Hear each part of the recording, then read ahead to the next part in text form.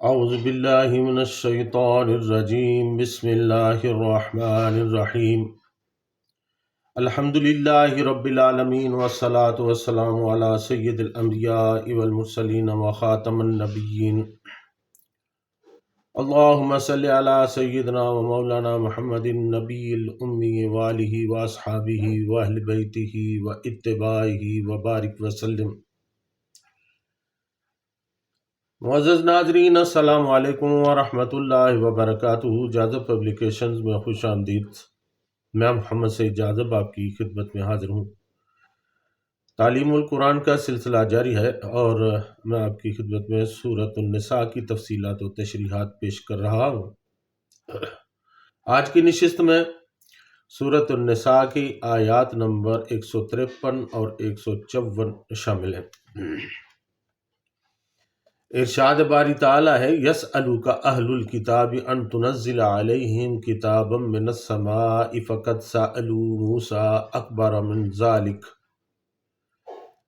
فقالوا ارنا اللہ جہرة فاخذتهم الصاعقة بظلمهم ثم اتخذوا العجل من بعد ما جاءتهم البینات فعفونا عن ذلک وآتینا موسیٰ سلطانا مبینا ورفعنا فوقهم الطور بميثاقهم وقلنا لهم ادخلوا الباب سجدا وقلنا لهم لا تعدوا في السبت وأخذنا منهم ميثاقا غليظا۔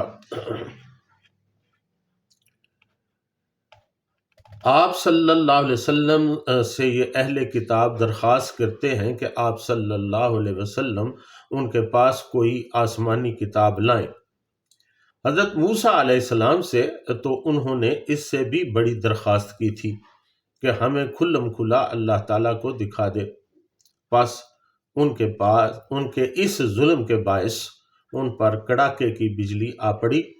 پھر باوجود ہے کہ ان کے پاس بہت دلیلیں پہنچ گئی تھیں، انہوں نے بچڑے کو اپنا معبود بنا لیا، لیکن ہم نے یہ بھی معاف فرما دیا اور ہم نے موسیٰ علیہ السلام کو کھلا غلبہ اور سری دلیل عنایت فرمائی، اور ان سے پکا وعدہ یعنی میثاق لینے کے لیے ہم نے ان کے سروں پر طور یعنی پہاڑ لا کھڑا کر دیا اور انہیں حکم دیا کہ سجدہ کرتے ہوئے دروازے میں داخل ہو جاؤ، اور یہ بھی فرمایا کہ ہفتہ کے دن میں تجاوز نہ کرنا، اور ہم نے ان سے سخت قول و قرار لیے۔ یسألوک اہل الکتاب ان تنزل علیہم کتابا من السماء فقد سألوا موسیٰ اکبر من ذلک۔ آپ صلی اللہ علیہ وسلم سے یہ اہل کتاب درخواست کرتے ہیں کہ آپ صلی اللہ علیہ وسلم ان کے پاس کوئی آسمانی کتاب لائیں۔ حضرت موسیٰ علیہ السلام سے تو انہوں نے اس سے بھی بڑی درخواست کی تھی۔ ناظرین، حضرت پیر کرم شاہ صاحب رحمۃ اللہ علیہ اپنی تفسیر ضیاء القرآن میں اس آیت کے محرکات کے بارے میں لکھتے ہیں کہ کعب بن اشرف چند اور یہودیوں کے ہمراہ لے کر بارگاہ نبوت صلی اللہ علیہ وسلم میں حاضر ہوا اور کہنے لگا کہ ہم آپ پر ایمان لانے کے لیے تیار ہیں، بس آپ ہماری ایک چھوٹی سی درخواست پوری کر دیں۔ جیسے ہمارے پیغمبر موسیٰ علیہ السلام پر لکھی لکھائی تورات آسمان سے اتری تھی، آپ صلی اللہ علیہ وسلم ایسی ہی کوئی کتاب اتروا دیں تو ہم آج ہی کلمہ پڑھ لیں گے۔ یہود کا مطالبہ محض حجت بازی کے لیے تھا، جس کے وہ عرصہ دراز سے خوگر تھے، اس لیے اللہ تعالیٰ نے اپنے محبوب صلی اللہ علیہ وسلم کے تعجب کو دور کرنے کے لیے فرمایا کہ آپ صلی اللہ علیہ وسلم اس پر حیران نہ ہوں، یہ لوگ تو اپنے پیغمبر سے اس سے بھی بڑی اور انوکھی فرمائش کر چکے ہیں۔ ان سے تو انہوں نے مطالبہ کیا تھا کہ خدا کا بے پردہ دیدار کروا دو تب ایمان لائیں گے۔ اس گستاخی کی سزا انہیں یہ دی گئی تھی کہ بجلی کی کڑک نے انہیں آ لیا تھا۔ ناظرین، علامہ عبدالسلام بھٹوی رحمۃ اللہ علیہ تفسیر القرآن میں لکھتے ہیں کہ اس آیت میں یہود کی ایک اور جہالت کا بیان ہے، اور اس کا مقصد ان کی سرکشی اور طبی ضد اور عناد بیان کرنا ہے۔ ان کا مقصد آپ صلی اللہ علیہ وسلم پر ایمان لانا تو نہیں تھا، محض شرارت کے لیے اور لاجواب کرنے کے لیے نت نئے اعتراضات پیش کرتے رہتے تھے۔ ان میں سے ان کی ایک فرمائش یہ تھی کہ حضرت موسیٰ علیہ السلام کو اللہ تعالیٰ کی طرف سے تختیاں ملی تھیں، لہٰذا آپ بھی اللہ تعالیٰ کے پاس سے اس طرح کی کتاب لا کر دکھائیں تاکہ ہم آپ کی تصدیق کریں اور آپ پر ایمان لائیں۔ قرآن نے اس اعتراض کے جواب میں پہلے تو ان پر ان کے گزشتہ کارستانیاں بطور الزام پیش کی، کیونکہ اصل خاموش کرنے والا جواب الزامی ہوتا ہے کہ پہلے اپنے گھر کی خبر لو اور پھر اعتراض کرو۔ اس کے بعد ایک تحقیقی جواب بھی دیا جس کا ذکر آیت نمبر 163 میں کیا گیا ہے۔ ارشاد باری تعالیٰ ہے، اِنَّا أَوْحَيْنَا إِلَيْكَ كَمَا أَوْحَيْنَا إِلَىٰ نُوحٍ وَالنَّبِيِّينَ مِن بَعْدِهِ، ہم نے وحی کی آپ صلی اللہ علیہ وسلم پر جس طرح وحی کی حضرت نوح علیہ السلام پر اور پھر ان کے بعد آنے والے نبیوں پر۔ اور یہ سلسلہ بیان آیت نمبر 170 تک چلا گیا ہے۔ اس کا تفصیلی ذکر انشاءاللہ وہ آیات آنے پر کروں گا۔ یہاں مذکورہ آیت میں اللہ تعالیٰ نے حضور صلی اللہ علیہ وسلم سے فرمایا کہ یہود کا یہ مطالبہ کوئی نئی بات نہیں ہے۔ اسی طرح کے مطالبات وہ ہمیشہ حضرت موسیٰ علیہ السلام کے سامنے بھی پیش کرتے رہے ہیں، یعنی انہوں نے یہ مطالبہ بھی پیش کیا تھا کہ اے موسیٰ ہمیں اللہ تعالیٰ کا دیدار کراؤ۔ فَقَالُوا أَرِنَا اللَّهَ جَهْرَةً، ہم اللہ تعالیٰ کو اپنی آنکھوں سے دیکھنا چاہتے ہیں، اور یہ صریحاً ظلم تھا۔ فَأَخَذَتْهُمُ الصَّاعِقَةُ بِظُلْمِهِمْ، پس ان کے اس ظلم کے باعث ان پر کڑاکے کی بجلی آ پڑی، اور پھر ایک کڑاکے کی بجلی نے انہیں آ گھیرا جس کی وہ تاب نہ لا سکے، اور انہیں موت نے آ لیا۔ اس کے بعد اللہ تعالیٰ نے انہیں دوبارہ زندہ کر دیا۔ ناظرین، اس بات کا تفصیلی ذکر بھی میں پہلے کر چکا ہوں سورہ بقرہ کی آیت نمبر 55 کے سلسلہ میں۔ ناظرین، یہیں پر بس نہیں تھا، انہوں نے اللہ تعالیٰ کی واضح نشانی کو دیکھنے کے بعد ایک اور بڑی گستاخی کر دی۔ ثم اتخذوا العجل من بعد ما جاءتهم البینات، پھر باوجود کہ ان کے پاس بہت دلیلیں پہنچ چکی تھیں انہوں نے بچڑے کو اپنا معبود بنا لیا۔ فعفونا عن ذلک، یعنی اتنی بڑی گستاخی کے بعد بھی ہم نے انہیں معاف فرما دیا۔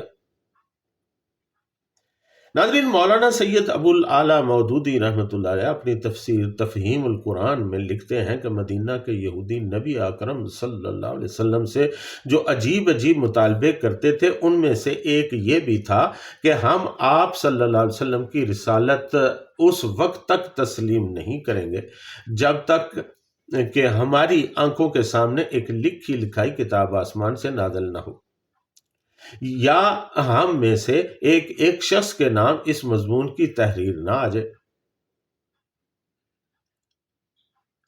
تحریر کیا ہو کہ یہ محمد صلی اللہ علیہ وسلم ہمارے رسول ہیں، ان پر ایمان لے آؤ۔ یہاں کسی واقعے کی تفصیل بیان کرنا مقصود نہیں ہے، بلکہ یہودیوں کے جرائم کی ایک مختصر سی فہرست پیش کرنا مقصود ہے۔ اس لیے ان کی قومی تاریخ کے چند نمایاں واقعات کی طرف سرسری اشارات کیے گئے ہیں۔ ناظرین، اس آیت میں جس واقعہ کی طرف اشارہ کیا گیا ہے وہ سورۃ البقرہ کی آیت نمبر 55 میں گزر چکا ہے۔ کھلی نشانیوں سے مراد وہ نشانیاں ہیں جو حضرت موسیٰ علیہ السلام کے رسول مقرر ہونے کے بعد سے لے کر فرعون کے غرق ہونے اور بنی اسرائیل کے مصر سے نکلنے تک پے در پے ان لوگوں کے مشاہدے میں آ چکی تھی۔ ظاہر ہے کہ سلطنت مصر کی عظیم الشان طاقت کے پنجوں سے جس نے بنی اسرائیل کو چھڑایا تھا وہ کوئی گائے کا بچڑا نہیں تھا، بلکہ اللہ رب العالمین تھا، مگر یہ اس قوم کی باطل پرستی کا کمال تھا کہ خدا کی قدرت اور اس کے فضل کی روشن ترین نشانیوں کا تجربہ اور مشاہدہ کر چکنے کے بعد بھی جب جھکی تو اپنے محسن خدا کے آگے نہیں بلکہ ایک بچڑے کی مصنوعی مورت کے آگے ہی جھکی۔ وَآتَيْنَا موسیٰ سلطان مبینہ، اور ہم نے موسیٰ علیہ السلام کو کھلا غلبہ اور صریح دلیل عنایت فرما دی۔ ناظرین، جن بینات یعنی روشن نشانیوں کا اس سے پہلے ذکر ہوا ہے ان کے علاوہ بھی بہت سے معجزات و دلائل ایسے تھے جو قوم موسیٰ علیہ السلام کو دکھائے گئے تھے۔ عصائے موسیٰ علیہ السلام، ید بیضا آل فرعون پر چچڑیوں کا حملہ، جوؤں، مینڈکوں اور خون کا عذاب جو حضرت موسیٰ علیہ السلام کی دعا سے دور کر دیا جاتا تھا، مگر پھر بھی وہ لوگ ایمان نہ لاتے تھے۔ جادوگروں کے مقابلہ میں حضرت موسیٰ علیہ السلام کی نمایاں کامیابی اور جادوگروں کا ایمان لانا، دریا کا پھٹنا اور اس میں فرعون اور آل فرعون کا غرق ہو جانا، اور بنی اسرائیل کا فرعونیوں سے نجات پانا وغیرہ، غرض بے شمار ایسے دلائل اور معجزات تھے جنہیں دیکھنے کے باوجود انہوں نے بچڑے کی پوجا کی۔ اللہ تعالیٰ نے ان کا یہ جرم بھی معاف کر دیا۔ ان کی توبہ اس شرط پر قبول ہوئی کہ فَاقْتُلُوا أَنفُسَكُمْ، تم ایک دوسرے کو قتل کرو۔ چنانچہ بچڑے کی پوجا کرنے والے گناہ گاروں کو بے گناہ لوگوں نے قتل کیا۔ حضرت موسیٰ علیہ السلام نے بچڑے کو توڑ پھوڑ کر جلا دیا اور راکھ کا کچھ حصہ پانی میں بہا دیا اور کچھ حصہ ہوا میں اڑا دیا۔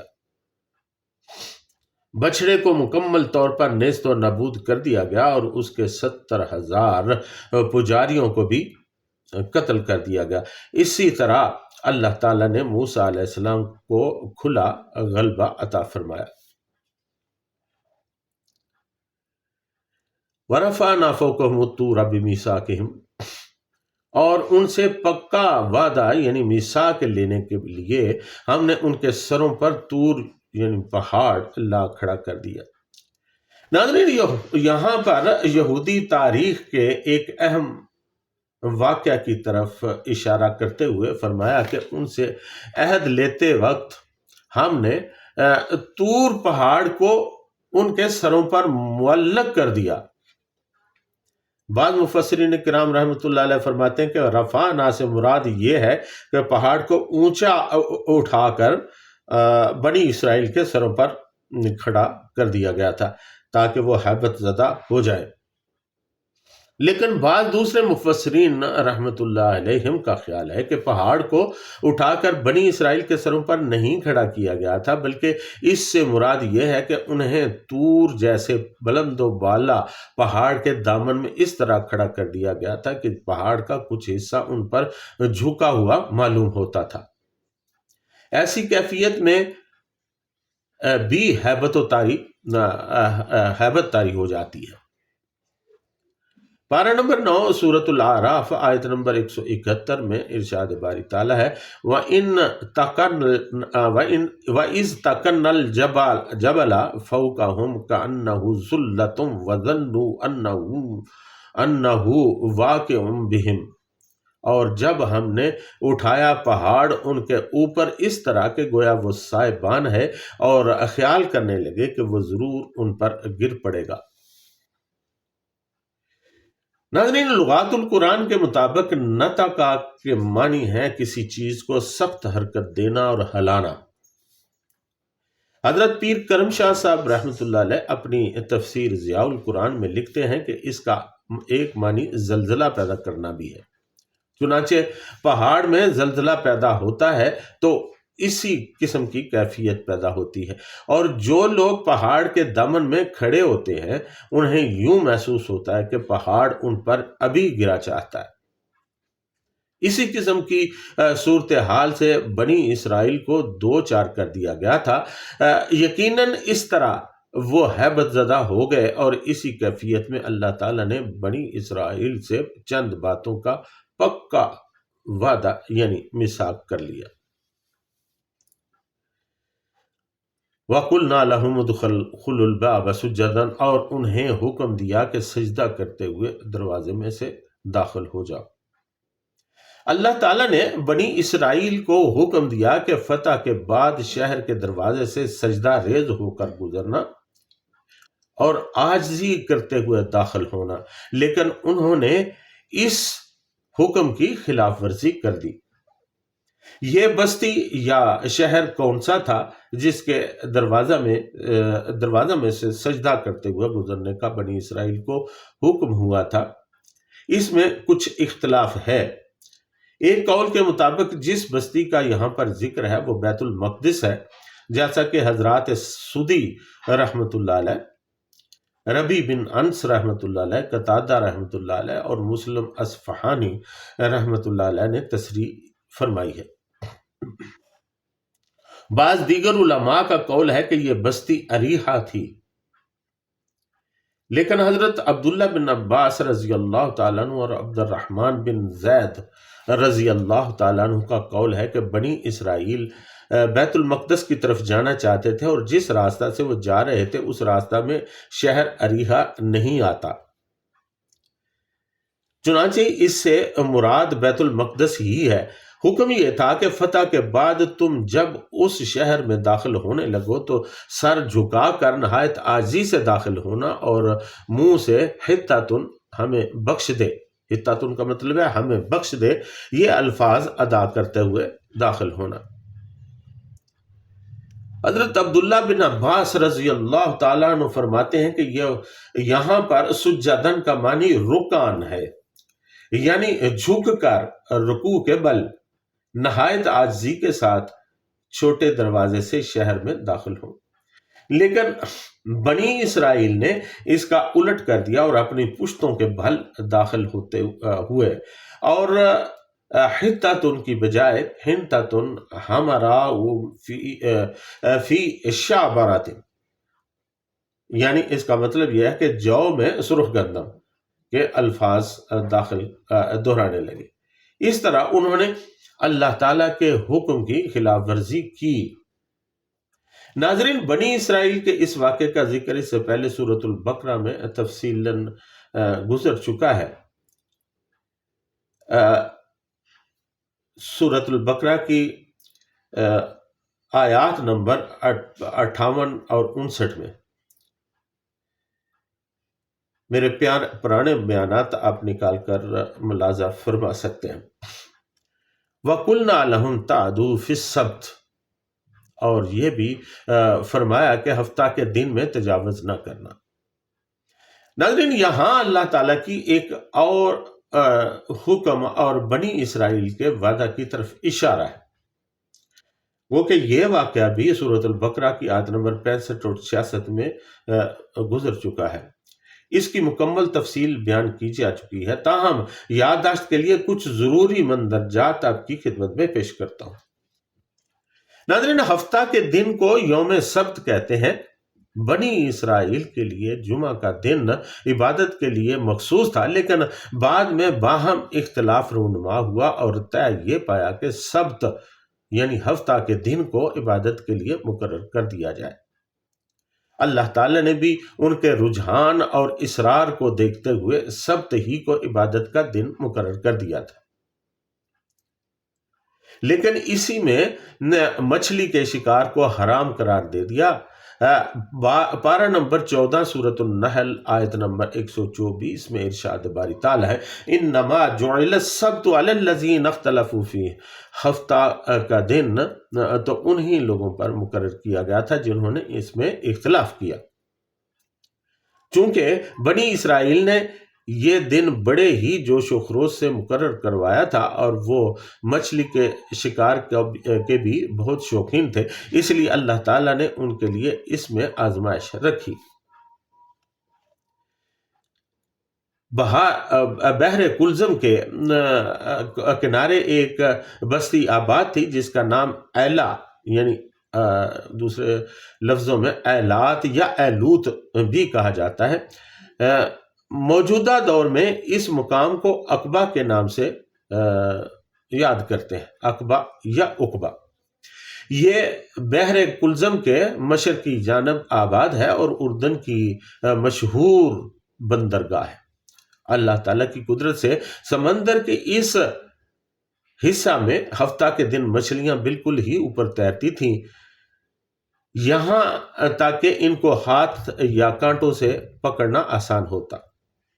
ہفتہ کے علاوہ باقی دنوں میں مچھلیاں پانی کی تہہ میں بیٹھی رہتی اور ان کا شکار بہت ہی مشکل ہو جاتا۔ پارہ نمبر 9 سورۃ الاعراف آیت نمبر 163 میں ارشاد باری تعالیٰ ہے، وَاسْأَلْهُمْ عَنِ الْقَرْيَةِ الَّتِي كَانَتْ حَاضِرَةَ الْبَحْرِ إِذْ يَعْدُونَ فِي السَّبْتِ إِذْ تَأْتِيهِمْ حِيتَانُهُمْ يَوْمَ سَبْتِهِمْ شُرَّعًا